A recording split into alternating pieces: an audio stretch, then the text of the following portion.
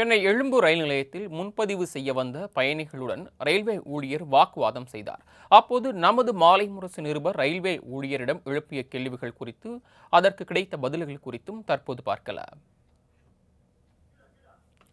இந்திய ரயில்வே துறையின் அதிகாரப்பூர்வ அறிவிப்பின்படி இன்று முதல் விரைவு ரயில்களில் பயண கட்டணம் அதிகரித்துள்ளது. மேலும் தட்கல் முன்பதிவின் போது ஆதார் எண் பதிவிடுவது கட்டாயமாக்கப்பட்டுள்ளது. இந்நிலையில் சென்னை எழும்பூர் ரயில் நிலையத்தில் இன்று காலையில் பயணிகள் டிக்கெட் முன்பதிவு செய்வதற்காக சென்றிருந்தனர். அப்போது பணியில் இருந்த ஊழியர்கள் வழக்கம் போல முகத்தை சிடுசிடுவென வைத்துக்கொண்டு எரிச்சலுடன் பதிலளித்துக் கொண்டிருந்தனர். முன்பதிவுக்கு இதற்காக நேரில் வந்து நிற்கிறீர்கள், ஆன்லைனிலேயே புக்கிங் செய்ய வேண்டியது தானே என கூறியதால் கடுப்பானவர்கள் சிலர் அந்த ஊழியரிடம் வாக்குவாதம் செய்தனர்.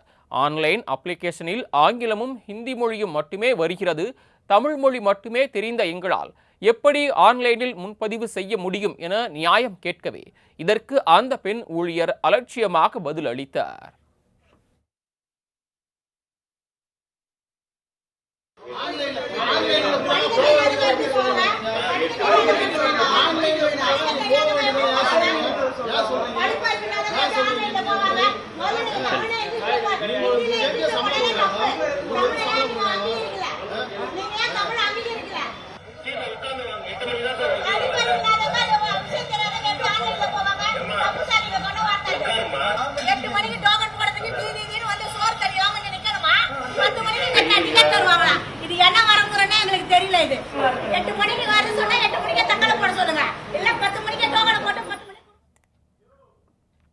அப்போது சம்பவ இடத்தில் நின்று கொண்டிருந்த நமது மாலை முரசு செய்தியாளர் ராஜேஷ் நடந்தவற்றை பதிவு செய்து கொண்டிருந்தார். இதை கண்டதும் அதிர்ந்து போன பெண் ஊழியர், ஏன் வீடியோ எடுக்கிறீர்கள், யார் உங்களுக்கு அனுமதி கொடுத்தது என ஒருமையில் பேசி சண்டைக்கு வந்தார்.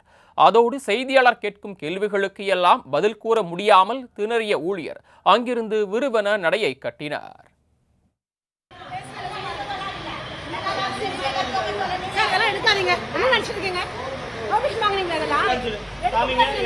ஸ்டேட்மென்ட் கொடுங்க, இந்த மாதிரி எடுக்க கூடாது. பப்ளிக் ஒரு பேட்டி கொடுத்துங்க மேடம்.